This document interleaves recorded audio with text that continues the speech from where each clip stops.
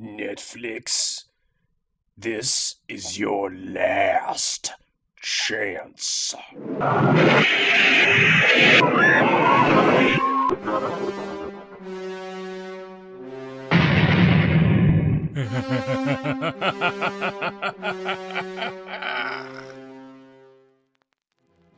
Okay, so here's the situation. I sat back and watched as the newest Masters cartoon trailer from Netflix dropped and bided my time to say anything. Instead, I've sat and watched everyone up in arms over the whole mess. Prepare yourselves for a potentially unpopular opinion. I didn't exactly hate the thing. Maybe it's because it came hot on the heels of this unholy abomination. It's like a doctor breaking the news to you that you have a rare, terminally ill disease, and you now only have 6 months left to live. Then moments later, he tells you that your car was double parked downstairs and has since been towed away.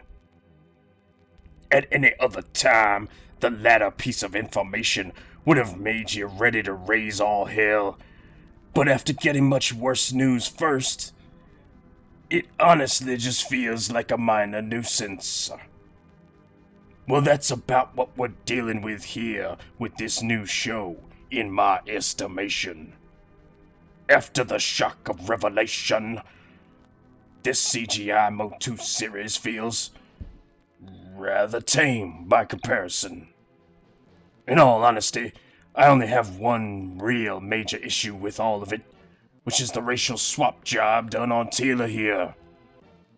For fuck's sake, why does this girl constantly have to be tricked out by you political pimpists? Funny how they always claim to be all about the women folk, and then take one of the most prominent female mainstays of the MOTU lineup and seek to change just about every damn thing about her until she's damn near unrecognizable. What's wrong with her the way she is? Huh? Beyond that, I'll address the other gripes I've heard regarding this new series. This is the big one, as it's what I hear the most from people. Personally, I don't have an issue with the female version of Ram-maam. In fact, if done correctly, I actually welcome it.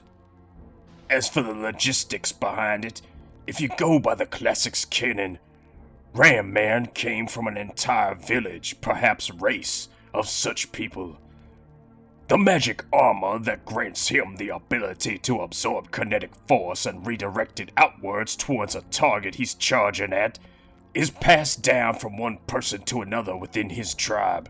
In fact, since this new iteration of the character shares the same name, Crass, as our original Remy, I'm inclined to wonder if this, like Revelation, is meant to be more of a continuation of already established canon.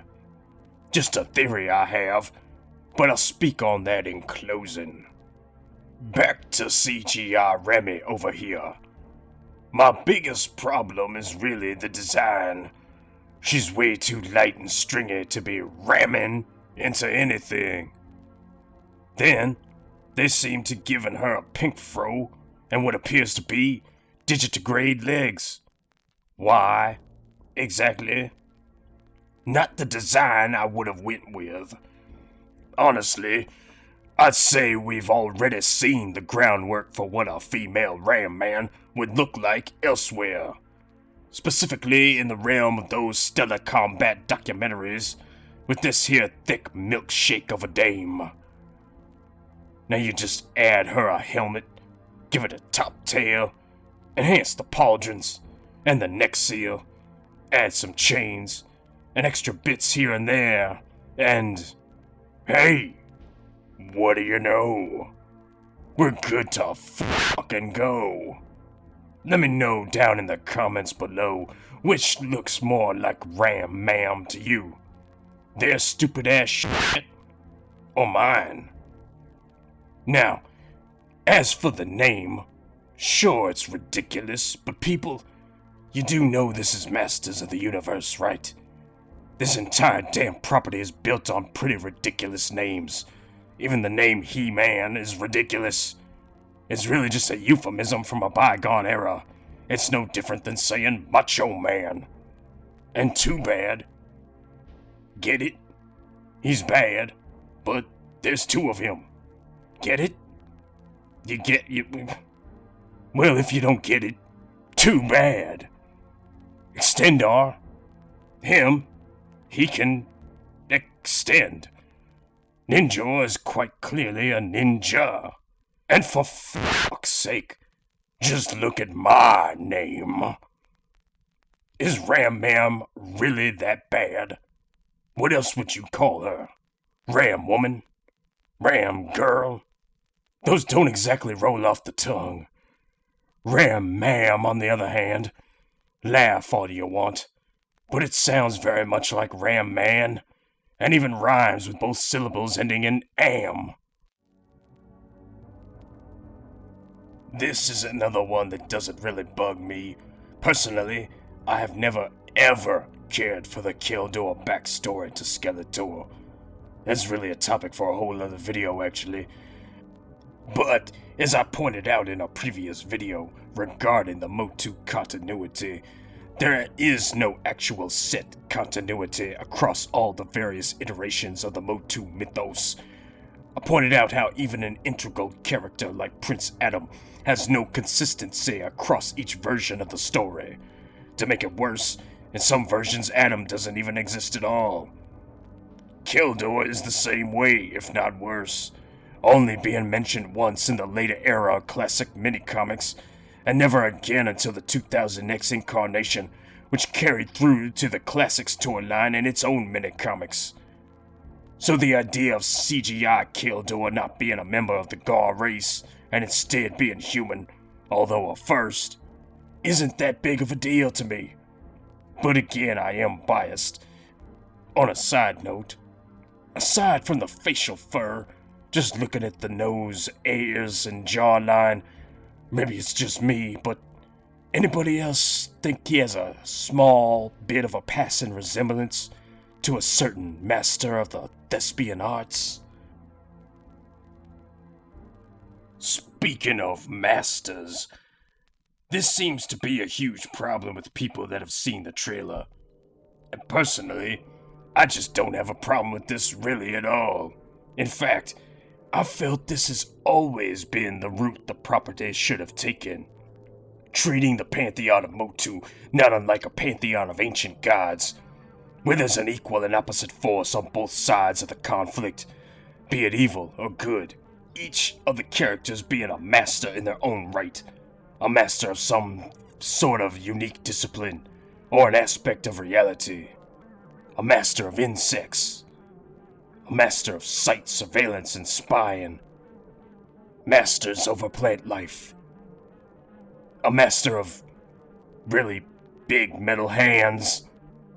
The point is that this seems to be at the very heart of MOTU. I mean, it is plural, isn't it? It's called Masters of the Universe. To quote Robbie London, lead staff writer for the Filmation cartoon series, he once said the following: "There was always some confusion on the phrase Masters of the Universe. I don't think Mattel or Filmation ever really were completely clear as to who was being referred to in that phrase, whether it was the villains, the good guys, or both. I suspect there was some sort of shift or revision on that because my first script referred to the villains as the Masters of the Universe, and subsequent scripts referred to the heroes. But in my mind, they are all the Masters of the Universe. The good masters versus the evil ones." And if that's not enough for you, maybe this little tidbit just so happened to slip your mind, despite the fact that you watched the damn thing over and over again about 1,000,000 times back in the 80s.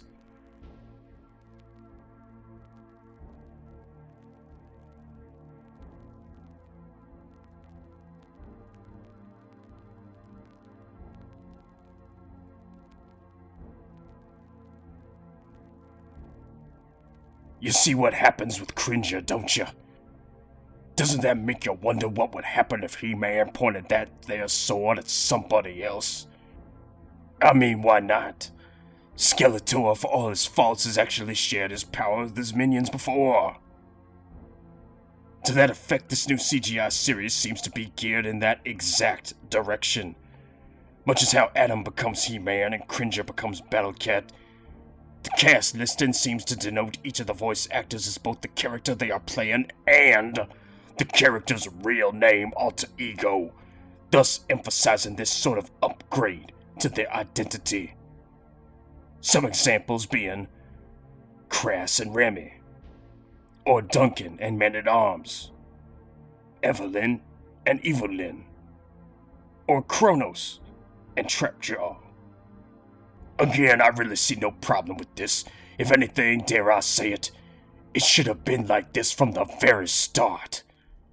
Well, hey, better late than never, I suppose. The robot ORKO. Okay, I'll admit it, it's weird. I would initially outright hate it, but this image right here makes me wonder.